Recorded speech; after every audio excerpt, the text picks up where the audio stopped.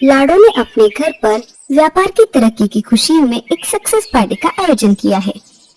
उसने बस्ती के सारे पशु पक्षियों को बुलाया है। तो चलिए दोस्तों, हम ये पार्टी में शामिल हो जाते हैं। अरे वाह, लाडो की पार्टी में तो बहुत सारे पशु पक्षी आए हुए हैं। तभी गूंगा मौसी धीरे धीरे लाडो के घोंसले में आ जाती है। मौसी ने पार्टी में आते वक्त लाडो के लिए एक तोहफा भी लाया है। Congratulations for your success, लाडो। मैं तुम्हारे लिए बहुत खुश हूँ। आपका बहुत बहुत शुक्रिया गूंगा मौसी। आइए, आप भी पार्टी में शामिल हो जाइए। हाँ, चलो। सारे पार्टी का बहुत मजा ले रहे हैं, लेकिन ये क्या, हमारा कालू इतना क्यों उदास लग रहा है? लाडो कालू के पास चली जाती है। कालू भैया, क्या हुआ? आप ऐसे मुंह लटका कर क्यों बैठे हो? क्या कोई परेशानी है तो मुझे बताओ।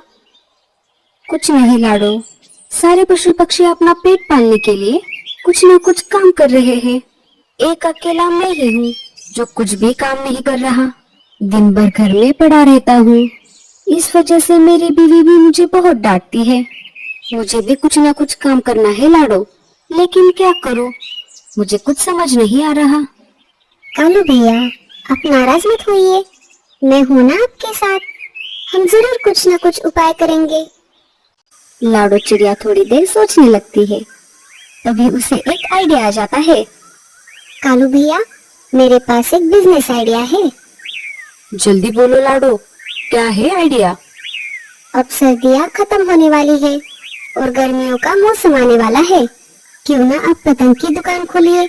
गर्मी की छुट्टियों में सारे पशु पक्षी खूब पतंगबाजी खेलते हैं।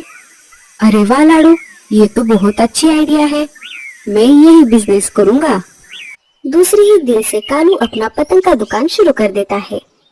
लाडो भी कालू की दुकान लगाने में मदद करती है। ऐसे ही कुछ दिन गुजर जाते हैं, लेकिन कालू कौवे की एक भी पतंग नहीं बिकती। कालू फिर से उदास हो जाता है। लाडो बाजार में कुछ फल खरीदने के लिए आई थी। तभी उसने सोचा कि क्यों न कालू की दुकान का हालचाल पूछा जाए। लाडो चिड़िया कालू की दुकान के पास आ जाती है। कालू फिर से मुंह लटका कर बैठा था। अरे कालू भैया, अब क्या हुआ? फिर से आप मुंह लटका कर बैठे हो। क्या करूं लाडो, तुम्हारे कहने पर तो मैंने पतंग की दुकान शुरू कर दी, लेकिन जब से दुकान खोली है एक भी ग्राहक नहीं आया। मुझे तो अब और भी ज्यादा बुरा लग रहा है। अब तो मुझे भी बुरा लग रहा है कालू भैया। लाडो सोचने लगती है। उसके दिमाग में एक और आइडिया आ जाता है। कालू भैया, मेरे पास एक और आइडिया है। अब कौन सी नई आइडिया है तुम्हारे पास? मुझे तो अब कुछ भी करने को डर लग रहा है। फिर भी बताओ, तुम क्या सोच रही थी? क्यों ना हम हमारे जंगल में पतंगबाजी की कंपटीशन रखें। इस तरह से आपके पतंग भी बिक जाएंगे और बस्ती के पशु पक्षियों को आनंद भी मिलेगा। ये हुई ना बात। चलो, हम एक एक करके सारे पशु पक्षियों को बताते हैं। रुकिए कालू भैया, हमें ये बात पहले राजू जी को बतानी होगी। उनसे कंपटीशन के लिए परमिशन लेनी होगी। अगर वो मान गए तो हम ये बात सारे पशु पक्षियों को बताएंगे। सही कहा लाडू तुमने। चलो फिर। दोनों राजा जी के महल में आ जाते हैं। अरे लाडो और कालू, आज अचानक से यहाँ कैसे आना हुआ? क्या कोई परेशानी है? नहीं नहीं राजा जी, सब कुशल मंगल है। हम आपसे कुछ बात करने आए थे। हाँ हाँ, बोलो, क्या बात है? अभी गर्मी की छुट्टी आने वाली है, तो मैं और कालू ये सोच रहे थे क्यों ना हम हमारे जंगल में पतंगबाजी की कंपटीशन रखते हैं। बेचारे कालू ने अभी कुछ दिन पहले पतंग की दुकान खोली है, लेकिन अब तक उसकी एक भी पतंग नहीं बिकी। उसने अपनी सारी जमा पूंजी इस दुकान में लगाई है। अगर ऐसा ही चलता रहा तो उसका परिवार भूखा मर जाएगा। अच्छा, तो ऐसी बात है। बताओ, मैं आप दोनों की क्या सहायता कर सकता हूँ? अगर हम कंपटीशन रखेंगे तो सारे मिलकर उत्साह से इसमें हिस्सा लेंगे। उन्हें आनंद भी मिलेगा और साथ साथ कालू के पतंग भी बिक जाएंगे। ये तो बहुत अच्छी बात है लाडो। लाडो, तुम कितनी अच्छी हो, सबका इतना विचार करती हो। मुझे तुम पर गर्व है लाडो। शुक्रिया राजा जी। पर अब क्या हुआ? क्या है तुम्हारे मन में? बोलो लाडो। राजा जी, हम आपसे परमिशन लेने के लिए आए थे। इसमें परमिशन की कोई आवश्यकता नहीं है। लाडो, तुम कंपटीशन का सारा काम देख लो।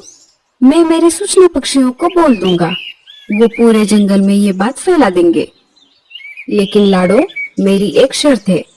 जी कहिए राजा जी। पतंगबाजी करते समय जो डोरी इस्तेमाल होती है, वो ऐसे इस्तेमाल करना जिससे पंछियों के पंख को कोई नुकसान नहीं होना चाहिए। तुमने तो सुना ही होगा, हर साल कितने सारे पंछी इंसान के पतंगबाजी में जो मांझे का इस्तेमाल होता है, उसमें फंसकर अपनी जान गंवा देते हैं। आप निश्चिंत रहिए राजा जी, हम सब इस बात का पूरा ध्यान रखेंगे। हम सेफ्टी के तौर पर एम्बुलेंस का भी इंतजाम कर देंगे। सुनो सुनो सुनो, इस साल राजा जी ने हम सभी के मनोरंजन के लिए जंगल के खुले मैदान में पतंगबाजी कंपटीशन का आयोजन किया है। जो भी पंछी इसमें हिस्सा लेना चाहता है, वो कल सुबह जंगल के खुले मैदान में लाडो चिड़िया के पास अपना नाम दे सकता है और आपको अपना पतंग खुद लाना पड़ेगा। इसके लिए आप कालू कौवे के पतंग की दुकान में जा सकते हो। जो भी इस कंपटीशन में जीत जाएगा, उसे इनाम के तौर पर 10 अनाज की बोरियां मिलेंगी। और एक बात, कल की कंपटीशन खत्म होने तक कोई भी पंछी मैदान के ऊपर से नहीं उड़ेगा। ऐसा करने से वो घायल हो सकता है।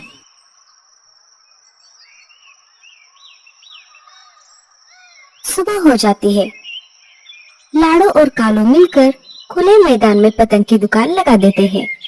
एक एक करके पक्षी लाडो के पास अपना नाम दे देते हैं और कालू से पतंग खरीदते हैं। देखते ही देखते कालू के सारे पतंग बिक जाते हैं। कालू बहुत खुश हो जाता है। भूरे कौवे ने भी इस कंपटीशन में हिस्सा लिया था। आज तो मैं ही जीतूंगा, देखते हैं मुझे कौन हराता है। भूरा कौवा मांझे का इस्तेमाल करने वाला था। कंपटीशन शुरू हो जाती है। लाडो के साथ साथ बाकी के पंछी भी कंपटीशन में शामिल हो गए। सबने अपनी अपनी पतंग हवा में उछाल दी। अरे देखो, मेरी पतंग कितनी ऊपर उड़ रही है। अब देखो मैं कैसे इस चील की पतंग को काट देता हूँ। उल्लू चील की पतंग को काट देता है। चील कंपटीशन से बाहर हो जाता है। लाडो मीनू मौसी के पतंग को काट देती है। भूरा कौवा कालू कौवे की पतंग को काट देता है। ऐसा करते करते अब सिर्फ लाडो और भूरे कौवे की पतंग रह जाती है। लाडो पतंग उड़ाने में बहुत माहिर थी, इसीलिए वो भूरे कौवे पर भारी पड़ रही थी। भूरे कौवे को गुस्सा आने लगा। ये क्या हो रहा है? लाडो की पतंग तो बहुत ऊपर जा रही है। अगर मेरी पतंग कट गई तो मैं हार जाऊंगा। नहीं नहीं, मैं ऐसा होने नहीं दूंगा। भूरा अपनी पतंग की डोरी को एक पेड़ से बांध देता है और उड़कर लाडो के पतंग को काटने की कोशिश करता है। सारे पंछी नीचे से भूरे कौवे को आवाज लगाते हैं। अरे भूरे, ऊपर मत जा, तुझे चोट लग जाएगी। भूरा किसी की नहीं सुनता, क्योंकि उसे बस जीतने की पड़ी थी। वो लाडो की पतंग की तरफ जाने लगता है। तभी अचानक भूरे कौवे की पतंग उसकी तरफ आने लगती है और उसका ही मांझा उसके पंखों को काट देता है। तेज धार की वजह से उसका पंख टूट जाता है। भूरा जमीन पर गिर जाता है। लाडो जल्दी से भूरे के पास आ जाती है। देखती है तो क्या, मांझा पंखों में अटकने की वजह से उसका पंख टूट गया था और उसमें से खून भी बह रहा था। एम्बुलेंस भूरे को अस्पताल ले जाती है। डॉक्टर ऑपरेशन करके भूरे कौवे के पंखों को जोड़ देते हैं। थोड़े दिनों बाद भूरा कौवा ठीक हो जाता है और राजा जी के सामने अपनी गलती को मान लेता है। लेकिन उसने गलती की थी, इस वजह से राजा जी ने उसे सजा भी सुनाई। लाडो चिड़िया कंपटीशन जीत गई। तो मेरे प्यारे दोस्तों, अगर आपको हमारा वीडियो अच्छा लगा तो प्लीज कमेंट कर जरूर बताइएगा। आगे ऐसी नई स्टोरीज देखने के लिए लाइक शेयर सब्सक्राइब करिएगा। आपका बहुत बहुत धन्यवाद।